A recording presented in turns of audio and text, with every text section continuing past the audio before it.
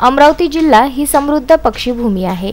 मेळघाटसह विविध ठिकाणी वसलेल्या अरण्यातून तसेच सर्वदूर रानावनातून समृद्ध पक्षीजीवन पाहायला मिळते। एकीकडे कोरोना प्रतिबंधात्मक उपाययोजनांची अंमलबजावणी होत असताना पर्यावरणाची जपवणूक करणेही आवश्यक आहे। त्या दृष्टीने वनमाला व इतर संस्थांचे कार्य कौतुकास्पद असल्याची प्रतिक्रिया राज्याच्या महिला व बालविकास मंत्री तथा जिल्ह्याच्या पालकमंत्री ॲडव्होकेट यशोमती ठाकूर यांनी व्यक्त केली। येथील वनमाला बहुउद्देशीय संस्था, स्वराज्य प्रतिष्ठान, सात फाउंडेशन, दिशा बहुउद्देशीय संस्था यांच्या संयुक्त विद्यमाने आयोजित पक्ष्यांसाठी जलपात्र बसविण्याचा कार्यक्रम पालकमंत्र्यांच्या हस्ते करण्यात आला। त्यावेळी त्या बोलत होत्या।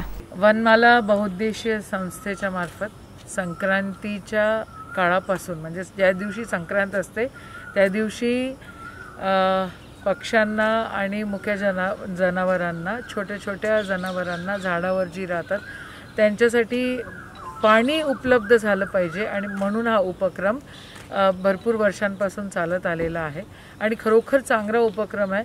माझ्या वाढदिवसाला सुद्धा ही मला गिफ्ट देत असतात आणि आपण जर बघितलं की खारुताई आहे, चिमणी आहे, असे छोटे छोटे प्राण्यांसाठी, छोटे छोटे पक्ष्यांसाठी खरोखर ही गरज आहे काळाची आणि वनमाला संस्था ही खूप मोठ्या आपुलकेनी आणि खूप जिव्हाळ्यानं हे सगळं काम करते।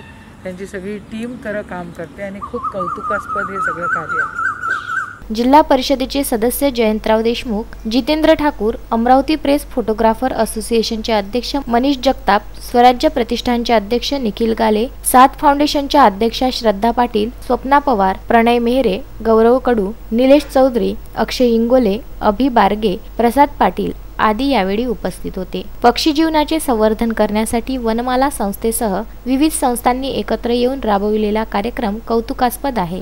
जिल्ह्याला जंगल, पक्षी, प्राणी जीवन असा समृद्ध वारसा लाभला आहे। उन्हाळ्यात पक्षी पाण्याच्या शोधार्थ फिरत असतात, त्यांच्यासाठी जलपात्र बसविण्याचा उपक्रम अत्यंत मोलाचा आहे। निसर्गाची जपवणूक करण्यासाठी स्वयंसेवी संस्था पुढे येत आहे, हे आश्वासक आहे, अशी भावना पालकमंत्र्यांनी यावेळी व्यक्त केली। यावेळी विश्रामगृह परिसरात असलेली वृक्षराजी लक्षात घेऊन विविध ठिकाणी जलपात्र बसविण्यात आले। या संस्थेतर्फे इतरही विविध सुमारे 1,500 जलपात्रांचे वाटप करण्यात आल्याची माहिती जगताप यांनी दिली। Vidarbha news bureau, Amravati.